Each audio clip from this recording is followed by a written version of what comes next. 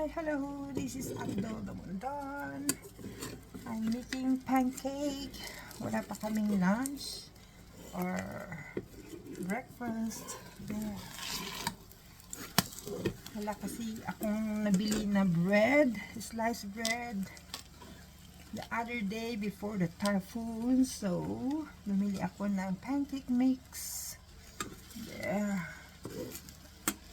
I use the powdered milk. What do you call this? Powdered milk. Measles cream powder. There.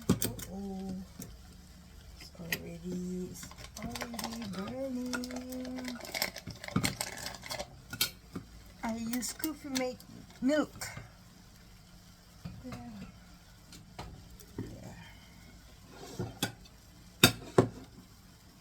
I'm making pancake mix sandwich. So I make bread like bread. Kasi hindi ako makabili ng sliced bread, only sandwich bread. Siyempre, ang bilis na ubos ng sandwich bread namin. So, bought the pancake mix powder. There. And then, I'm going to mix something.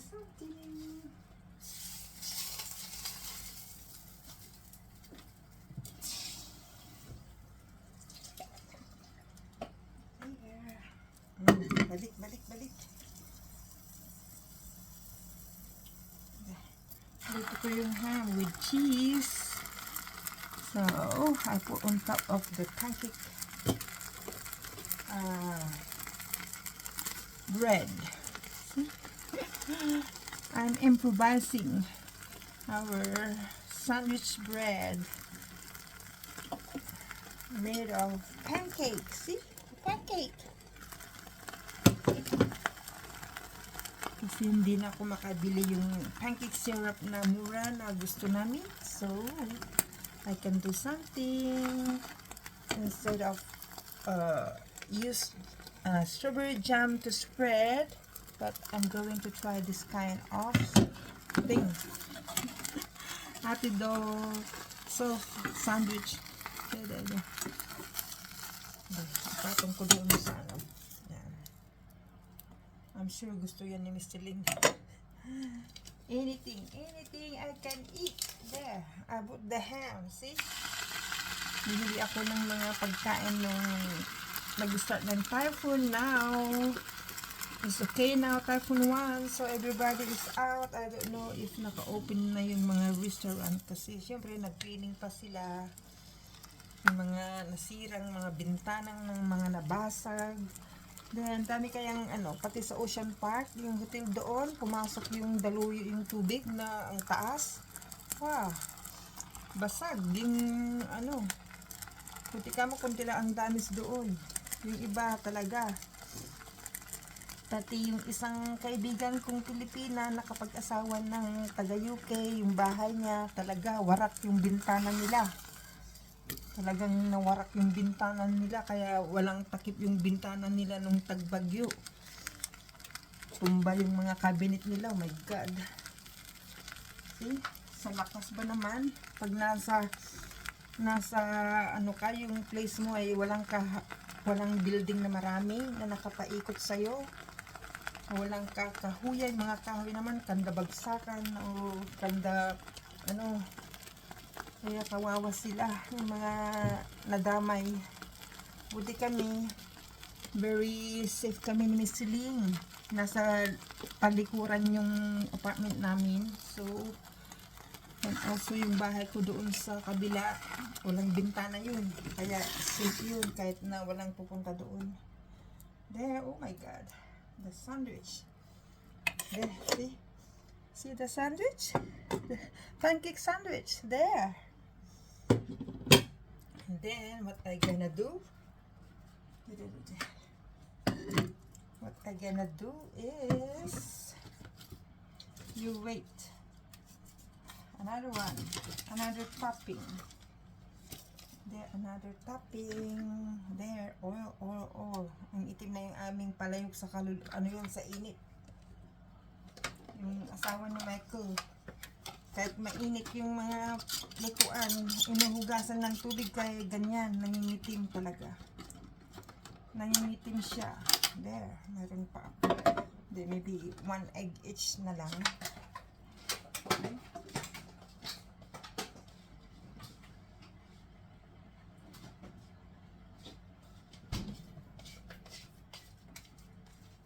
There.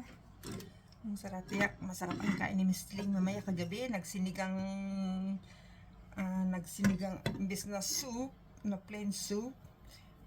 Ginawa ko ba naman, inilagyan ko ng gabi mix. Naging sinigang na yung chicken. Tapos may tangkoy. Wah, ang sarap ng kain ni Miss Ling ha. May gulay, pichay. Saka dahon ng laso na. Ang sarap ng kain niya. Pati rin ako, ang sarap ng kanin kasi maasim na yung ano, tapos nilagyan namin ng kanin. Wow! Parang soup rice. Soup with rice. Ang sarap niya. Oh my God. Mayroon pa akong naiwan mamayang gabi yun. There, this is Ate Do cooking, inventing something. There. Kasi ngayon, alanganin sa labas. Siyempre, may maraming nasira. And hindi ko alam kung mayroon nang naka-open na yung mga restaurant. There. Eh, mas maigi. Dito kami sa bahay. And then tomorrow, we start going out. There. Kasi mayroon yung lunch ni Miss Ling nung Merkules na cancel. So, there. They continue on, they resume on tomorrow, Friday. There, lagyan ko ng egg, yung ibabaw ng pancake with ham. There. See, para lang may makain kami, para hindi kami magutom. There. There.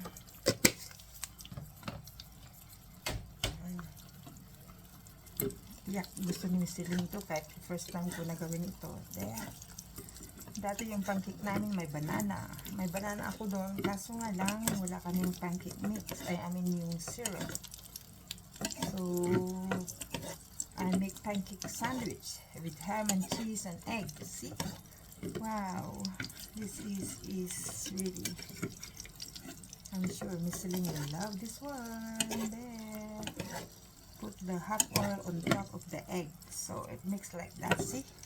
The egg going to be like this. There.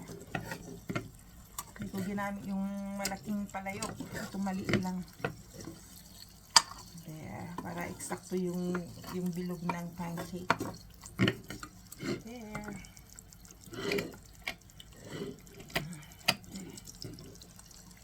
Itong lutuan namin, pang ano lang ito, yung mga nagre-renta dito sa apartment ni Miss Ling. Kahit hindi na sila magluto, bibili sila sa labas, kakain sa labas, mag-order ka. See? Ito pang emergency cooking lang itong ano nila. There.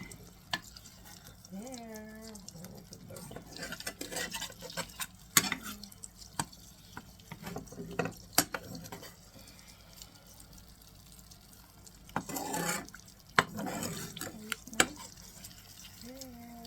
Okay na. Doon sa mga restaurant, hindi nila masyadong niluluto yung egg fresh sa sa ibabaw. Pero dahil sa init ng itlog, syempre medyo maluto yung egg yolk. There. Ito tama na to. There. There.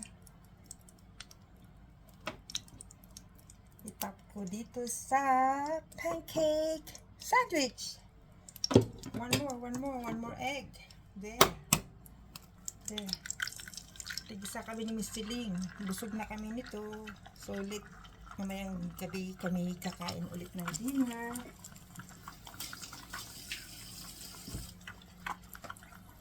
Sorry Kuya Bal, kanina nag-group chat calling ka, but ang bigat ng aking mata.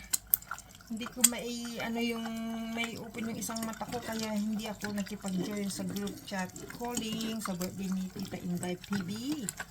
Sobra yung mata ko, ang bigat.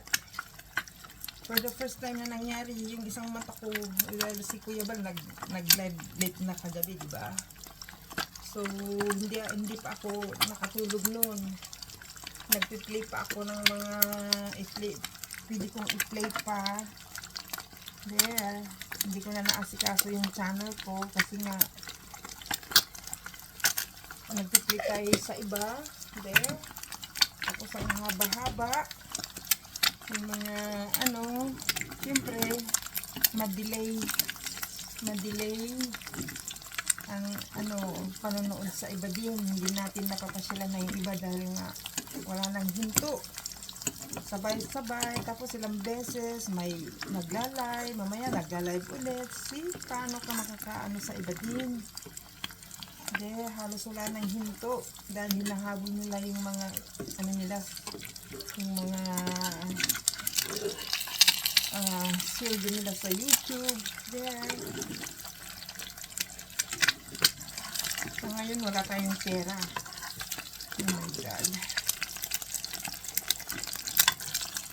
Wala nang laman yung aking wallet. May 100. Isinama ko sa pag-grocery ko nung nag-start akong nag-shopping para sa pagkain ng nag-start ng tagbagyo. There. See? Akala mo mayaman ako, hindi. Pag nagsweldo ako, pag once na na-dispose ko ng mga pera, wala na. Pag may darating na problema o naghihingi ng tulong, wala na akong maibigay. Ayokong madili yung papadala ko kay Kuya Bal, yung mga dalawang natin sa landing pad, nag-share sila. See? Siyempre ayoko naman ma-stop yun. Minsan naibigay ko sa isang grupo ko din kasi nangailangan din sila ng pantulong nila pag malapit ng Christmas. So, malapit na naman, pero ang pera natin ay bitin. Siparit pa sa Google yung yung sweldo ko, kala nyo. Buti nandiyan si Miss Siling. Kung wala siya, hindi ako magpapalipad. There, yes. Oh. Nag-melt na yung aking cheese.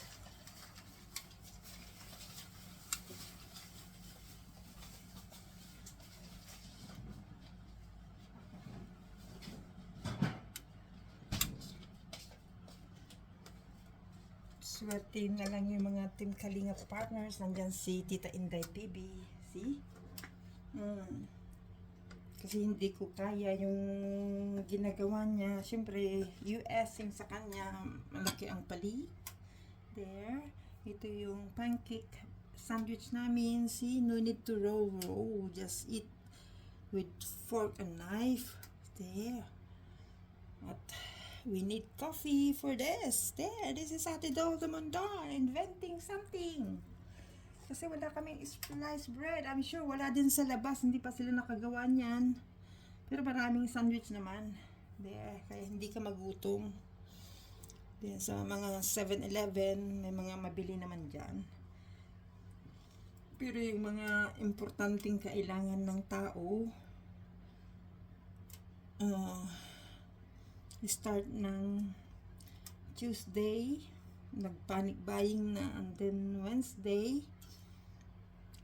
Monday night and Tuesday, nag-panic buying ng mga tao for 3 days food. There. This is for now. This Ate Dol de Mondon in Hong Kong. Updating sa kusina. There. Hindi pa kami makalabas bukas Friday. Doon sila sa Chinese club nearby Worldwide House. There. Bye for now. Again, happy birthday Tita Inday PB. Long life with good health. Laging happy. There. Always with Kuya Bal. helping people's needs. Thank you so much. There, bye. Oh, by the way, shout out to Kuya Bal Santos Matubang, Ate Edna Vlogs, Kalingap Rob, sa lahat ng mga ambassadors ng Team Kalingap. There, sa landing pads, deputies ng Team Kalingap, Scouters, shout out. This is Ate Dol Dumondon.